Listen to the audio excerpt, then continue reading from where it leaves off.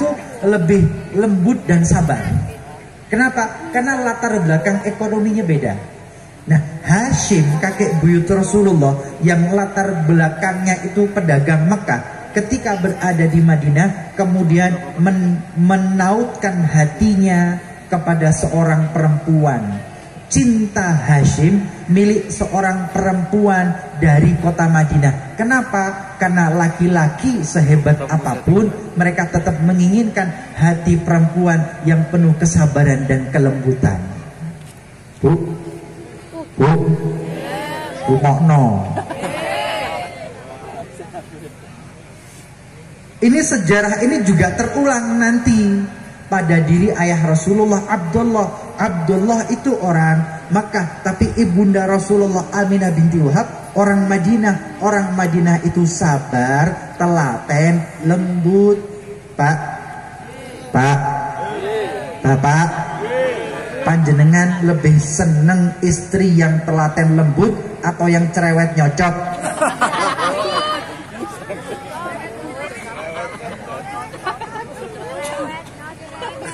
Spontan. Pak, istrinya sampun lembut. Pak, garwa panjenengan sampun telaten. Garwa panjenengan tiang kutha napa desa? Desa kok ndak sabar. Sallu ala Nabi Muhammad. Bu, sabar nggih. Bu, telaten nggih. Bu, sing lembut nggih. Pak.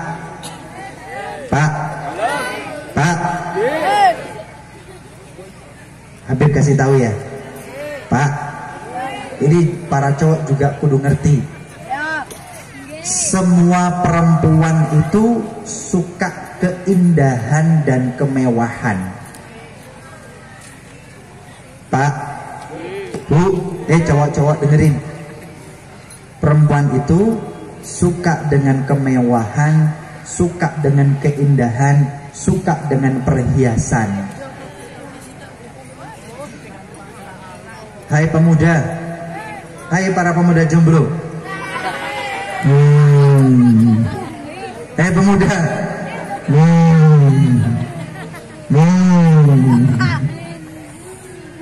Bu, suka ini.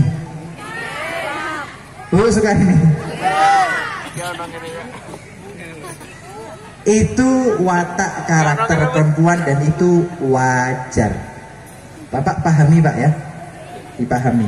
Senangkan mereka, bahagiakan mereka. Mau tenang? Jelas? Pak, Bu, Pak, ngapunten. Perempuan itu cenderung lebih banyak kata-kata daripada laki-laki. Laki-laki kalau tahlilan, kemudian ada makan dibagikan. Makannya enak atau enggak enak, ya harus dimakan, enggak banyak komentar. Tapi kalau pengajian ibu-ibu, makanannya tuh sudah enak. Ini sebetulnya enak, tapi lek nganu lu enak, ya Allah. Apalagi kalau enggak enak. Pak, sabar nggih. Para cowok, sabar nggih. Lanjutkan sampai mana tadi ini? Hashim itu kemudian menikah dengan wanita dari kota Madinah. Ketika sudah menikah, kemudian beliau berangkat lagi ke negeri Syam. Kemudian pulang ke Madinah. Sebelum sampai ke Mekah, ternyata Hashim ini meninggal di Madinah. Hashim kakek buyut Rasulullah meninggal di Madinah. Sedangkan kafilah perniagaannya kemudian dibawa oleh orang-orang teman-teman dan hamba sahayanya dibawa pulang ke kota Mekah, tapi Hashim dikuburkan di kota Madinah. Kemudian sepeninggal Hashim yang ngurus harta kekayaan Hashim adalah saudara Hashim yang bernama Naufal.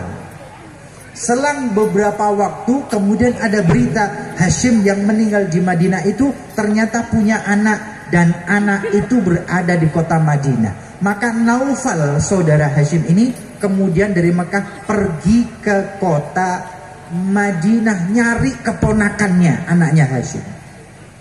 Bertemu dengan keluarga besanannya, kira-kira begitu ya. Dan ternyata anak kecil itu ada, namanya Syaibah. Namanya siapa? Syaibah bin Hashim.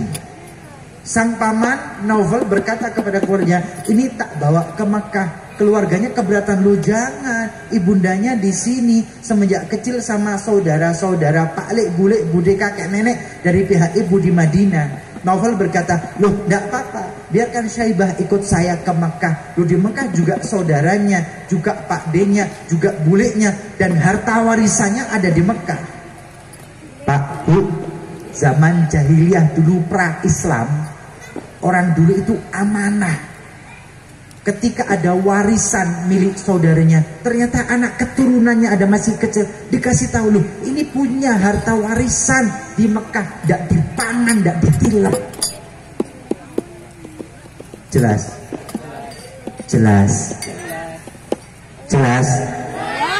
Zaman sekarang ada tilep menilep warisan?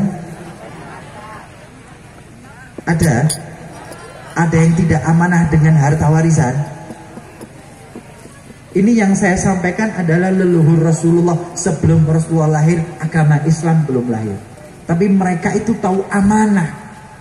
Harta saudaranya tetap dijalankan. Ketika tahu ada anak keturunannya, dikasih tahu, loh hartanya ada.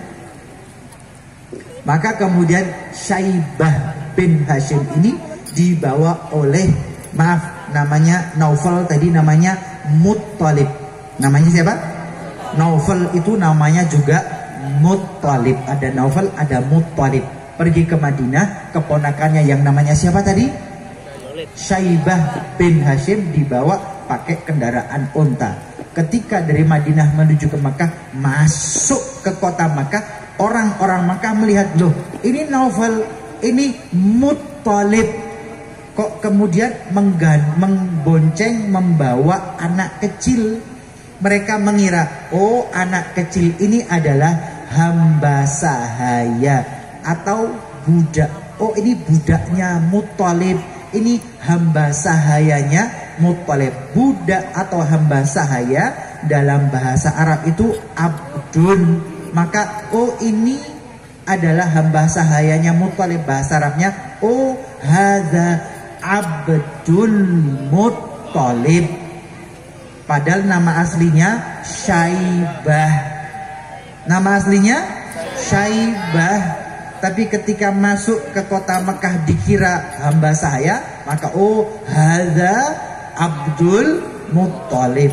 Maka kemudian kasep, terlanjur ketika dikasih tahu, waihak hadza ibnu akhi, kata Muttalib, ngaco, ngawur, jangan sembrono. Ini bukan abdun, ini bukan hamba sahaya, ini keponakan saya, namanya Syaibah. Tapi orang-orang, oh kasep Abdul Muttalib.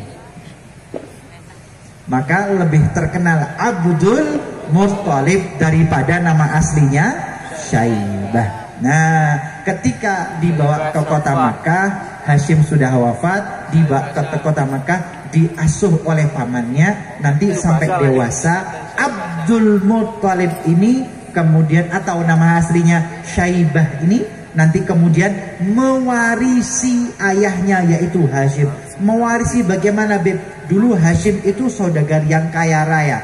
Hashim dulu itu menjadi, kalau bahasa kita mungkin ya, takmir Masjidil Haram, takmirnya Ka'bah, takmirnya Masjidil Haram, takmir Ka'bah. Maka kemudian Abdul Muttalib atau Syaibah mewarisi ayahnya menjadi takmir Masjidil Haram yang mengurusi Ka'bah. Insya Allah lanjutan cerita kakek Abdul Muttalib kita akan lebih dalam lagi pelajari pada pertemuan Jumat yang akan datang. Semoga menjadi ilmu yang manfaat dan barokah. Amin.